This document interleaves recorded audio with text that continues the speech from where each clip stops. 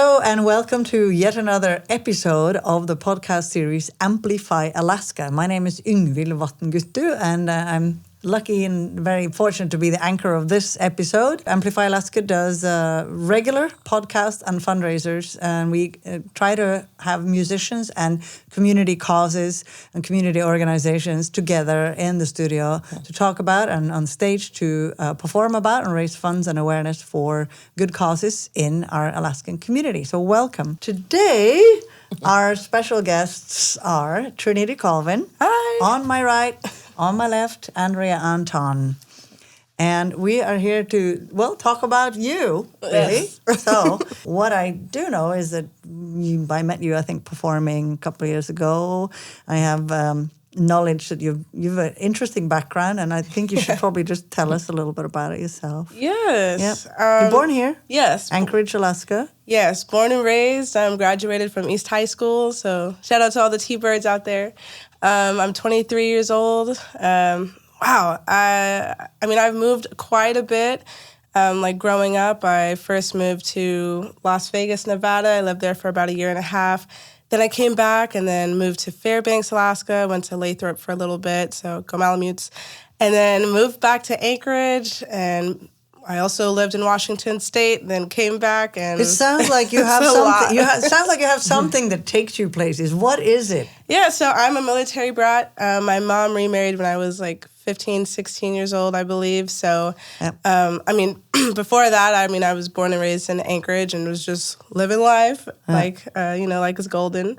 But once I got into like my high school years, we ended up having to move a lot. We were stationed over at JBLM for a bit. So I went to school there, came back to Anchorage just to graduate. But while I was in Washington, I met a recruiter out there, and he introduced me to the Army Band.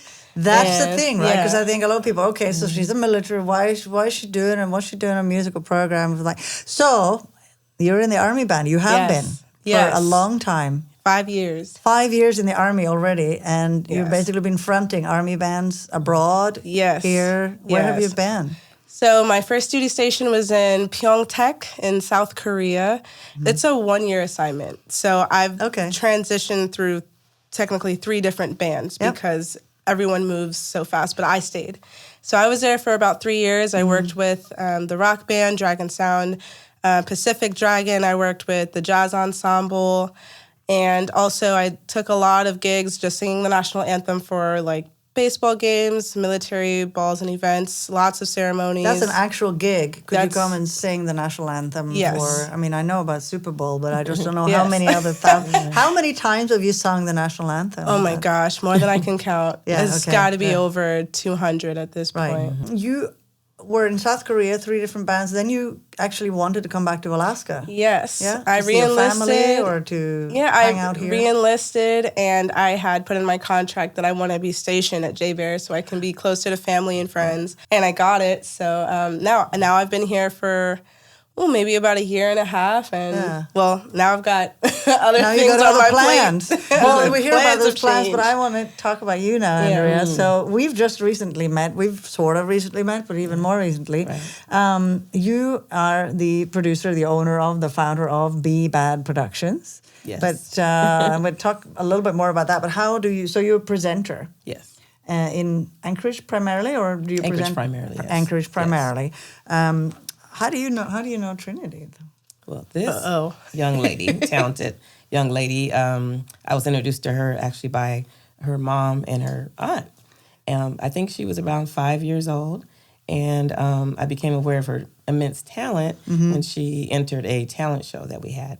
How old was she then? She was about 5 years old. 5 years old? Yeah. I've seen that clip. I think we actually will probably have a look at the clip while we're talking. And because it's on YouTube, we actually have it. Oh my gosh. So your little brother? Yes, her and her brother. Your little brother is Ike? Yes. And your your pink guitar. I'll never forget.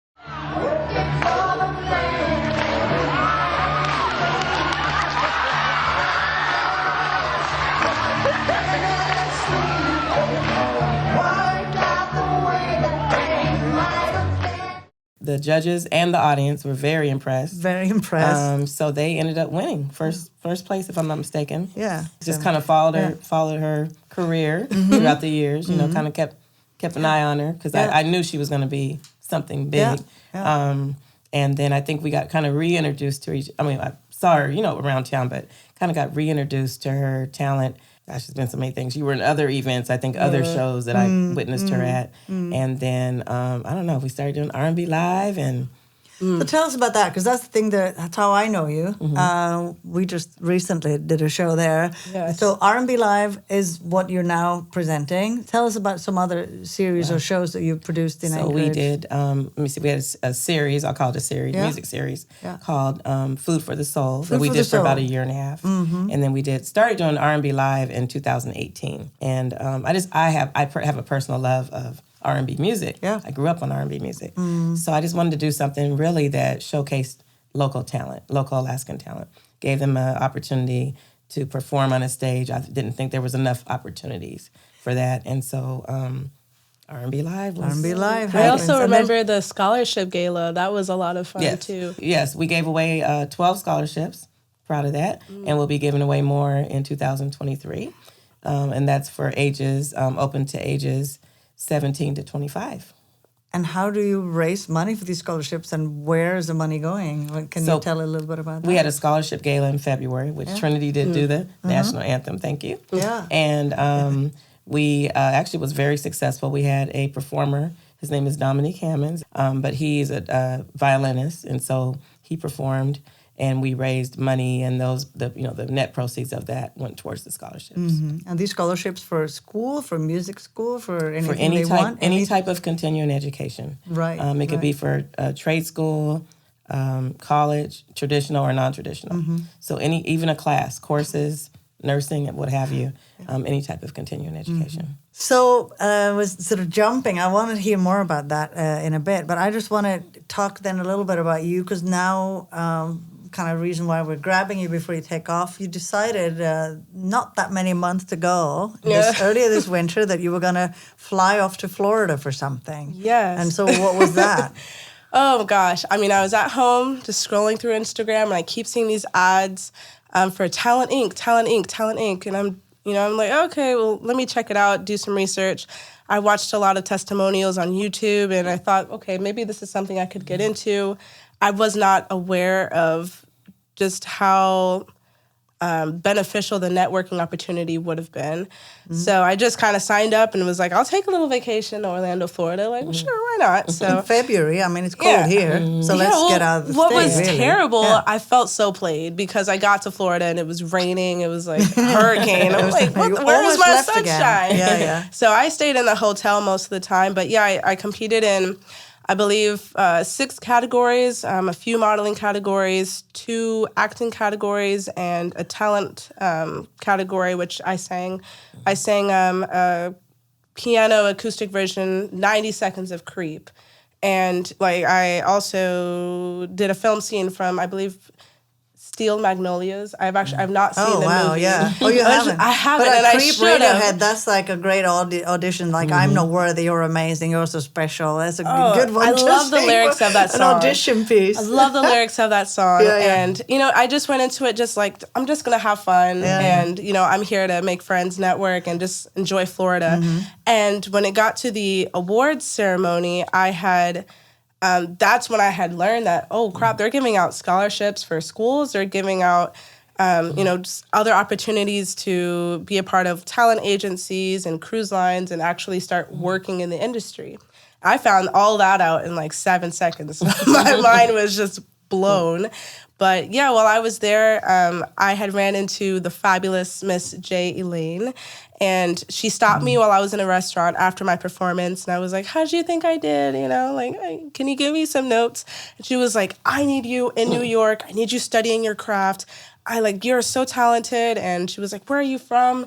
And I told her I'm from Anchorage, Alaska. And she was like, Alaska? What? I never get to meet anyone from Alaska. And it's truly unfortunate, because I feel like Anchorage, Alaska, period, just has the best talent. There's so many talented vocalists, singers, musicians.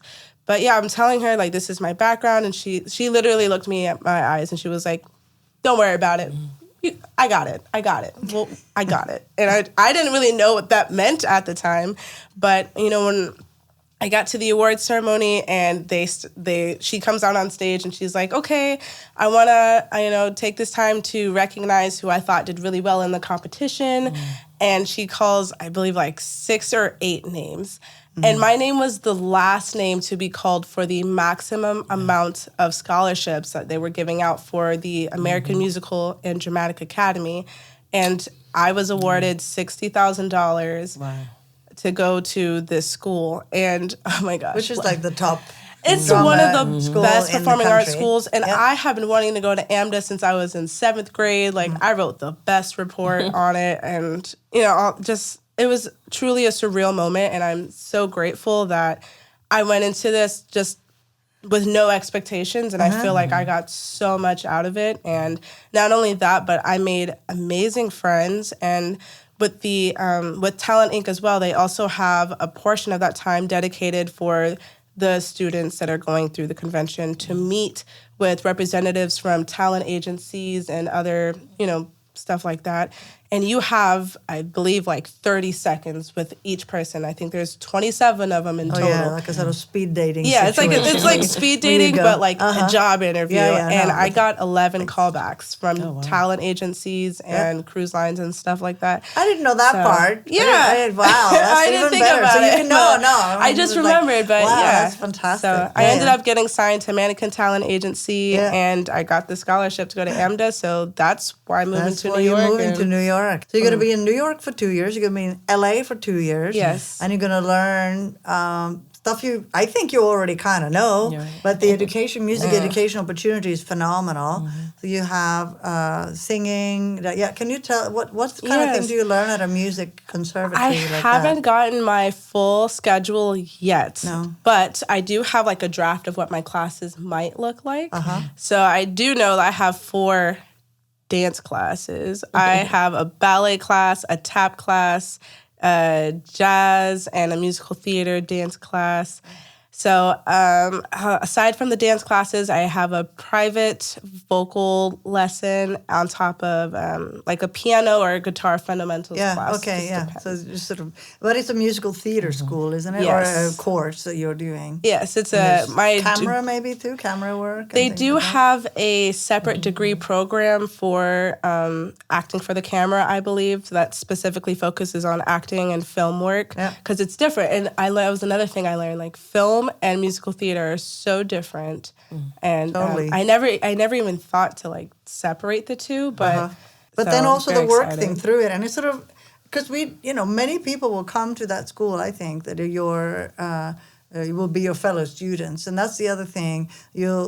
Because you're in school, you don't have to really think about competing. Although there's plenty of competitiveness in, I think, from my experience, music and theater education. But you're basically there to learn. Yes. And you get chances based on what people see in you, right? Rather than how you kind of... Students audition to get into the school from all over the world. I mean, they have auditions in multiple cities running at the same time, I believe, all year round. Yeah. Maybe. Don't quote me on that. Do you know of other people from this small little place who've actually been there? I do.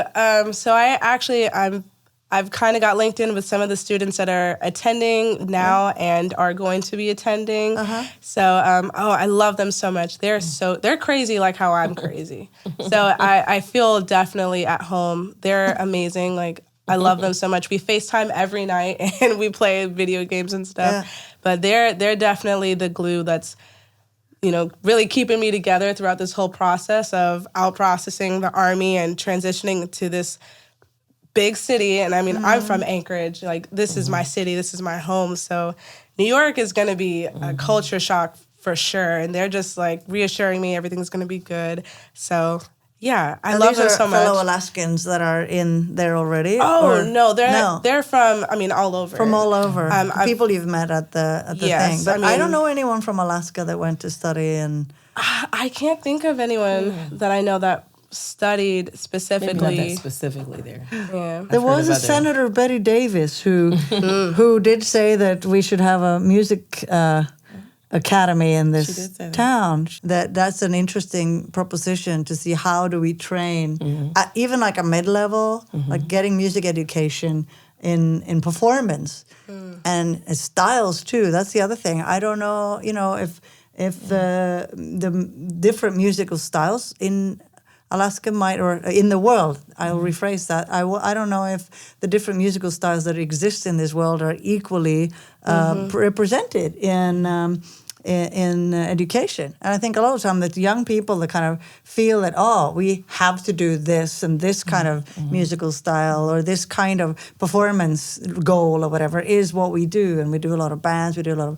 know how much performing training and things like that there's time for in education. Individually, probably not very much at all, right? Because you're in a class, you're in a group with people, and then the teacher decides, Usually, at least from my experience with school, like colleges, universities, even high schools, when it comes to music, they're more focused on the more classically, the more classical era of music. You don't really get to learn a lot of contemporary music and music styles. The stuff you hear on the radio, you don't really learn how did that song even come to be. You don't really learn that in school. That's something I just had to really learn on my own and learning from other musicians locally that are on the same career path as I am. So we pick music that when we perform, I want to talk to you a little bit about that. How do you pick the music you perform? Because you're a performer, an interpreter of music.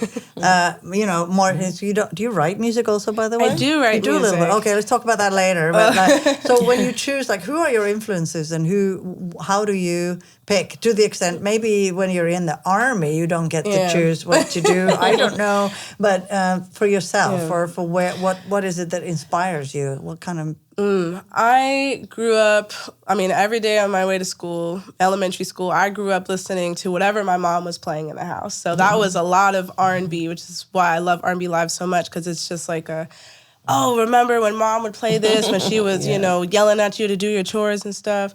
But I grew up listening to Luther Vandross, Stevie Wonder, Lauryn Hill, Jagged Edge, Jill Scott.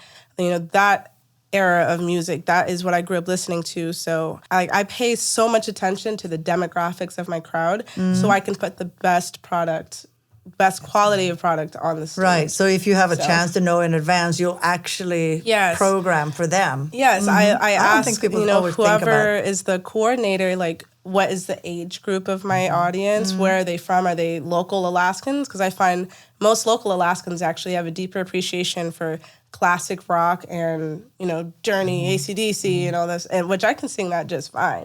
I have a lot of fun with classic rock because I didn't grow up listening to, I didn't know the song Don't Stop Believin' until I got to my first band in 2017. I'd never heard that song before, and I was getting looked at crazy because, my upbringing was just different from theirs. So. I know that feeling. I'm from Norway, and my parents were all into classical music. Yeah. There was no drum beats in my childhood.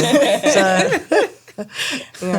Demographics for sure is so important for any artist. Like if you're, on a career path, you're trying to make it. Pay attention to who's in your audience. Give them something that they can relate to, and pay attention to your audience while you're performing. Not just to show off to them, but to get from them. Right? Yes, immediate feedback, so Yeah, exactly. Talking of audiences. You are presenting to audiences. You're promoting. You have to bring the audiences in. True. That's kind of your job and your passion. You love promoting. Love it. I don't always love promoting. I always get I'm so glad you exist because if you love doing that and kind of hosting and getting people to come, can you tell me a little bit about what it's? Oh, this is a very general question. So I don't know if you're looking at me like, why did you ask me like that? I'm going to try to ask it as good as I can. What is it like to promote? For you, like in Alaska, what are the things you do? What do you have to pay attention to? What's the best part of being a promoter? Let's start there. Why do you love that so much? Like Trinity, I grew up cleaning up the house, right? To the background. But that's right. Although it reminds you of all the cleaning you have to do. Yeah, of course. Different age group, different, era, but still R&B music. So I would be listening to more like Sam Cooke and, let me see, Aretha Franklin and I can't even name everybody. There's so many. Yeah, of course. So yeah. the I call them the voices. Donny Hathaway and those type. You know what I mean? So I grew up listening to that type of music, and I have a deep appreciation and love for rhythm and blues, R&B music. So I, because of my love and passion for that, I wanted to kind of bring that to the stage, and I saw a need for that here in Anchorage. There wasn't really that much. Not really a lot of events or opportunities for that type of music to be portrayed, in my opinion. So that's kind of where I saw the need at. Plus, I have a love for that music. When did you start, though, kind of the beginning? I'm just trying to think the timeline. We've probably been in the sort of promoting, presenting business about the same amount of time. How long when did you start the Food for the Soul? Wow. Oh, Food for the Soul. Yeah. Food for the Soul, boy. That was about 4 or 5. Let me see. That was right before R&B Live. Yeah. But before that, so my roots are in church. Yeah. Oh, Church right. was the roots of it. Right. And then we started doing community events and then talent shows. Yeah. So, and those 15, type of 20 years or something like that? We're celebrating our 15-year anniversary of being a promoter in Anchorage. Right. But before that was mainly community events, nonprofits, exactly. that type of thing. So the community, I think most people who do something do it, hopefully they do it because they love it. Yes. And when you do something like you start it for yourself, you're an entrepreneur, you're a performer, it's your passion, it drives you. When I first came to Anchorage, it was like 20 years ago, I just really felt that it was kind of like a wide open field. Yes. It felt like, you could do anything, you could meet anyone, and we did. Numbers of bars and other places where you could actually perform was greater, and I think people then were complaining that it was going down. Now we're sort of saying that it's even fewer than it was. I'm not here to bemoan the decline in numbers of venues and so on, but we're counteracting those kind of trends by pushing it again. So you're in being a promoter and presenter, you're celebrating a culture, you're celebrating a kind of music, and you're celebrating your people. Yes. And and thank you for doing that. It was awesome. And how is it going now? I mean, we had an event recently. Yes. Is it after all these years? Where's it at now? When we know that the things that we're post COVID era, so exactly. we took it. That 2 years really hurt us. I think. Did overall, you do anything during COVID? Not a lot. Not a lot. Just trying to get through COVID was major. Yeah. We did our first, I think we came back, so to speak. Our first comeback show was November of last year. And it was pretty big. I mean, we had a huge crowd. Yeah, I think people were ready to come out. They were ready for entertainment, definitely. But in Anchorage. But outside of Anchorage, there were shows going on prior to that. So I think the lower 48, I still say the lower 48, was recovering faster than we were as far as entertainment goes. So we did take a big hit locally for that, and now people are just wanting to be out and wanting to be entertained. So I guess if I said how have things gone, if I look at it from where we started to now, I definitely see the momentum building again, which is good, which is a beautiful thing. Absolutely, totally. And in terms of what I find as a performer is that you can grow to a certain extent, and then it's sort of like a sort of stop. Absolutely. And we all try to figure out what that is. And that can be, you can grow as a performer, you can grow as a promoter. I don't know what I'm growing as, but I'm eating, so I'm growing this way. But you can grow and then you take off. Like you're taking off to grow. You're hopefully not taking off, but like you might need a bigger venue or something. You might be or more people or more, I don't know, diverse people or more. Do you need more money? For me, one of the biggest problems is actually finding performance venues in this town. Yes. People who are watching this from bigger cities, whatever, may just go, what do you mean? There's places everywhere. We don't actually have the right sort of perfect, all ages, all people, all demographics, all styles venue, like a shell that isn't the Performing Arts Center or something that's super, super expensive, prohibitively expensive to perform at, right? Absolutely. So we have lots of bars, and they are, sometimes they work for us and sometimes they don't, and they have their own priorities, and their one main priority is obviously selling what they're selling, and all of that. But in terms of kind of venue size and venues, and where in city, what do you think? Like Anchorage, can you be anywhere in Anchorage? Can you think of like how we would be able to kind of solve the. Do we have to build our own venue? What do we what do we have to do here? A multi-purpose venue that could hold anywhere from, I'm going to say, up to 500 people. A mid-level, that's kind of the number that I was. Multi-purpose venue would be great. Yeah. One that could be. Because you were bursting at the seams. Yeah. Last week Yeah. over the Willow While was sort of hard, and there's crossovers and there's other things going on. You don't have control of that venue completely. Correct. Yes. Yeah, so a multi-purpose venue, 400 or 500 people. Without a time limit. Without a time limit. Oh yeah. Being able to, I guess, have the freedom of expression, I guess would be the way I would, vocalize that. Yeah. But having, like I said, multi-purpose, you could have a dance recital going on in one room. Yeah. A show, a concert going on in another. I don't know. Just different types of events. And we don't actually have it. I'm thinking there isn't like a really community arts center or culture center or something a like that. cultural center would be great. Yeah, there's a lot of smaller community centers, but not like, and they're often to do with sports or young people's or hobbies and things like that. But we make music. First of all, we need to be able to make noise. And then we need to not have sawdust and other things. And we also need quiet to make noise. Yes. Yeah. So so we actually need, we're looking at something. Definitely like have that. a need for that. And it's difficult. Yeah, It but really until is. further notice, you're thriving, putting on more and more shows. And are you going to be doing monthlies, or what do you? Well, if we can have venue space is one of the key. biggest challenges. Yeah, So, and then you bring in people, right? Yes. Here's a local talent, and you do a mixture of. Yes. Are your concerts both? Like, will one concert have both brought in folks and local performance? Typically? We've actually done large concerts, everything from Brian McKnight to 2 Chainz at the Performing Arts Center, the Sullivan Arena. Pretty much every venue in Anchorage we've utilized at one time or another. UAA, we see the Denina, Egan Center, etc.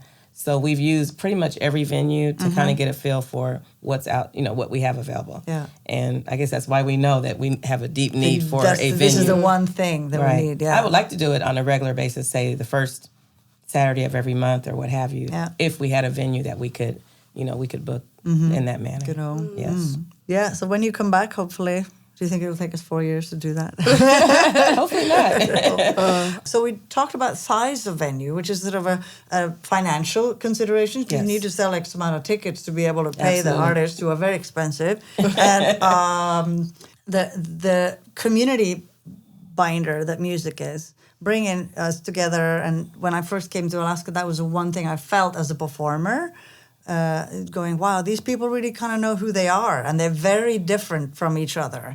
I felt it was like a really diverse, for lack of a less overused terms, but people really just were in Anchorage, and they were listening to music. I think that's changed over 20 years, and I don't know why or how, but can we what was needed to make us come together again in same spaces?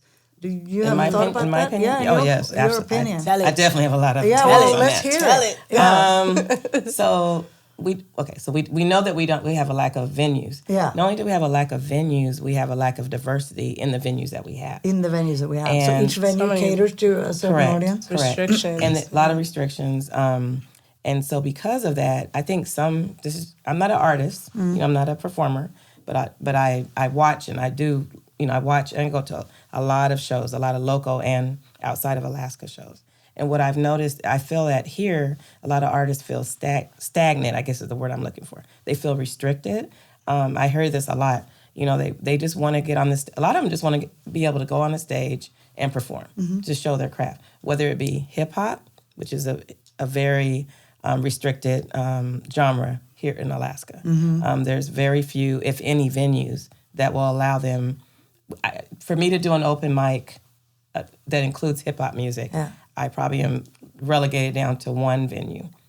Wow. Yeah. Maybe 2. And I remember actually when I was getting my performance insurance for our organization, that we had to take hip hop out of the rider to even get our insurance. Absolutely. And hip hop is what got Obama elected. Exactly. So I mean, it's like hip hop is much more. Maybe it's like we need to educate the So there's hip hop and then there's rap. And you know, Right. my husband, he's from New York, so Yeah. he, you know, believes in the. These so are musical styles. These Yes, are different styles yes. within the music, and maybe Yes. insurance companies and venues don't actually understand the words, what they are. Our very perhaps. first, I guess, show at the Performing Arts Center, Yeah. we kind of broke a barrier, and we had a hip hop show. We did old school. We call it old school hip hop, the original hip hop with people like, you know, Dougie Fresh and Houdini and Curtis Blow and Sugar Hill Gang. So that's what we brought up, and that we focused on that for a few years. And so that's more of a safer hip hop. Then you look at today's rap, and that's it's a whole different element or a whole different persona that people have or opinions people have of old school hip hop versus rap. You know, which what we think of today in today's world as rap. So having a venue where those artists, and we have a lot of talented artists in Alaska, by the way, in that genre, they just don't really have anywhere to express their gifts on the stage. No. And so as a promoter, that's a little bit of a frustration for me. Yeah. Because I every now and then I'll, you know, You have the audience, you have the talent, but there's nowhere they can be. where they can comfortably be where able they to can come and comfortably- perform and like as you And mentioned, technically supported as well. Technically supported. Professionally, have comfortably. to have insurance, you know, and getting insurance, the difficulty of that. Yeah. And the cost involved with just putting on a regular show. So, you know, that's just one thing. Yeah. I am part of also the Hip Hop Awards, the Alaska Hip Hop and R&B Awards for the last few years with Reggie. So we've been doing that in our team. So that's been a great event to have that does showcase R&B and local hip hop artists. That's so, like, that just makes me so sad because there's a guy out here, his name is Devon Shaw, and he does Rhyme Fest. Yes. And I think Rhyme Fest, for me, I needed Rhyme Fest. It's primarily for hip hop artists where, you know, local rappers, I mean, even out in the Valley, we had artists come out all the way from Fairbanks. Shout out Chris Rowe.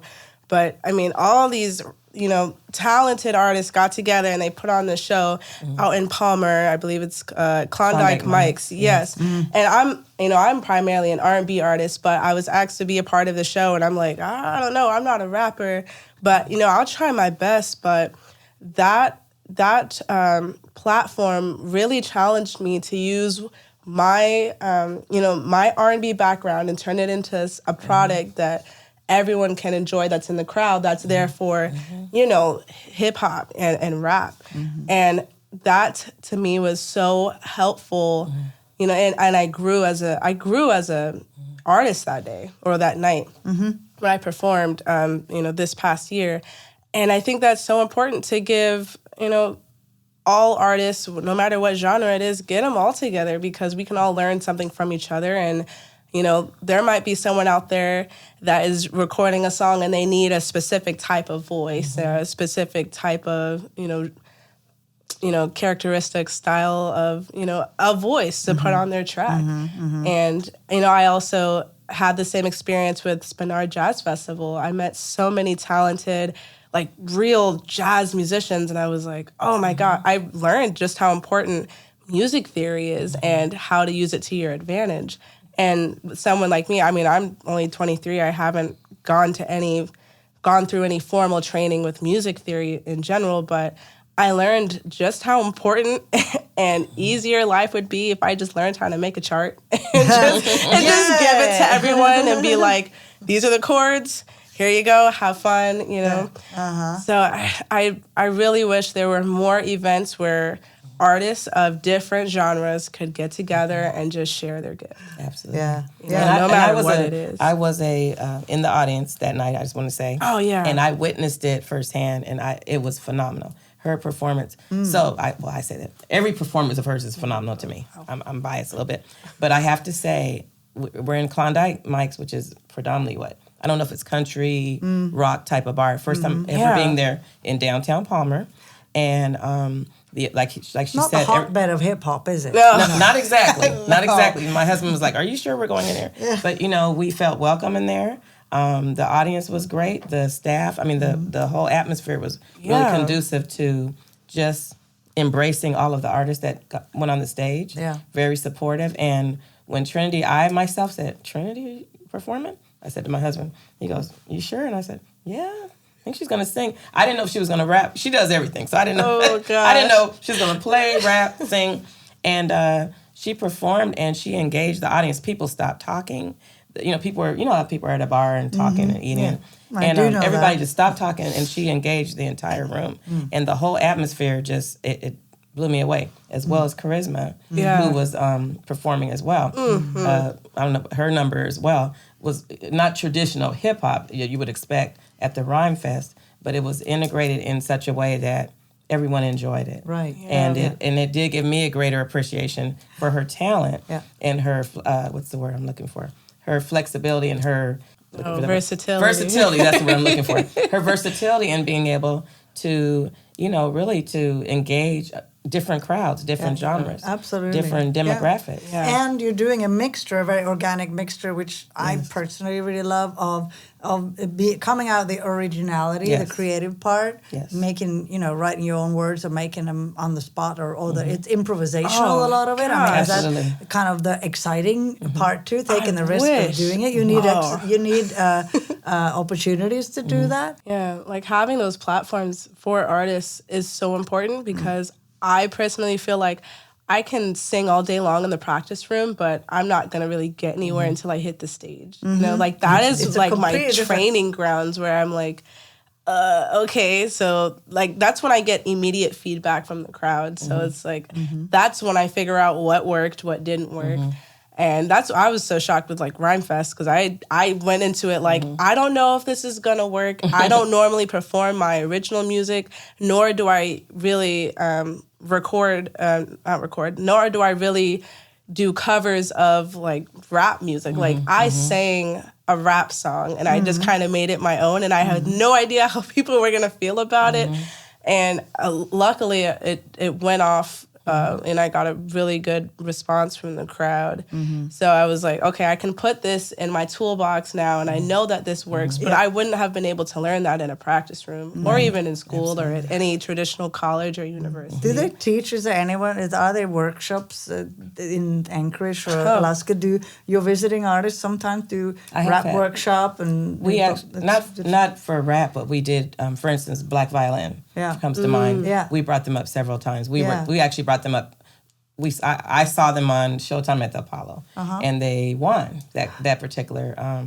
I missed that show, but anyway, and so they won, and so I was looking at them. I said, "Well, they're really great," and I just kind of reached out to them. Didn't think anybody was going to respond, but they did. So when we brought them to Alaska in 2005, I think it was. I do remember. And they performed for Betty Davis African American Summit, and they performed at that time, and that's how they really got introduced to the Anchorage market. And now they come here and sell out the Performing Arts Center twice. And I think Peter White did. We brought Peter White. And building the audience is one thing, but just having that human connection that we do, whether it is teaching thing or but meeting outside the performance situation where you have set roles as a performer on stage and here we're the audience and that is a very meaningful connection that for me almost is the most meaningful one where you can pick up, learn something, you can have new inspiration, you get ideas, and you also get to talk about real issues in the world and everything while you're making art or learning a skill or something like that. And that is fantastic that you can do with these artists. They will be doing that in a very different way, I think, from ticking a box on a sheet that we have to do a workshop with the school because it's part of our right or our contract, I think that was the point I wanted to make. That thing, really, for things to be relevant, it's much easier for smaller promoters, I think, and for that's just a claim I'm making, and for artists who are sort of coming on a personal connection to keep building on those personal connections. I do think that has tremendous value, that kind of work that you're When I think of workshops, I think of Miss Shirley May with Keys to Life. I know she does a lot of workshops. She does such good work. Keys to Life, nonprofit started by Shirley May Springer-Staten, and it does a tremendous amount of work in that field. So building community through bringing up performers and teaching skills and inspiring people and sending them off and hoping that they'll come back. All these things. It's a big circle or figure of eight, isn't it? We're all sort of feeding into it. And so BBAAD Productions, you are going to promote. Where can people find out about the events that you're We are on all social media outlets. Yep. At BBAAD PRODS. That's So our IG, our Facebook. BBAAD, BBAAD Productions.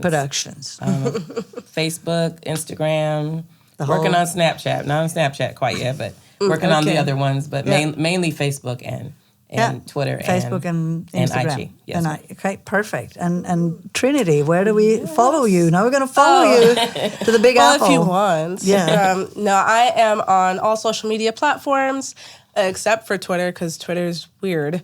But you can find me on Facebook, Trinity Colvin. I post a lot of what I'm going to be doing. So if you would like to come out to one of my shows, I usually post the flyer on there. You can also follow me on Instagram at McTrinster. That is spelled McTrinster.